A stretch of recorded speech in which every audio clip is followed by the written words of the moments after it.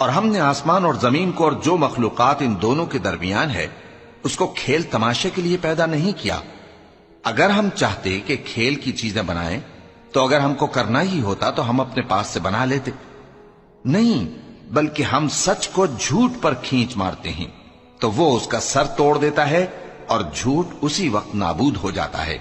اور جو باتیں تم بناتے ہو ان سے تمہاری ہی خرابی ہے، اور جو لوگ آسمانوں میں اور جو زمین میں ہیں سب اسی کا مال ہیں، اور جو فرشتے اس کے پاس ہیں وہ اس کی عبادت سے نہ تکبر کرتے ہیں اور نہ اکتاتے ہیں، رات دن اس کی تسبیح کرتے رہتے ہیں، نہ تھکتے ہیں نہ تھمتے ہیں۔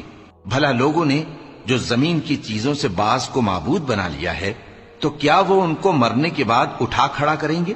اگر آسمان اور زمین میں اللہ کے سوا اور معبود ہوتے تو زمین و آسمان درہم برہم ہو جاتے۔ جو باتیں یہ لوگ بناتے ہیں تو اللہ جو مالک عرش ہے ان باتوں سے پاک ہے۔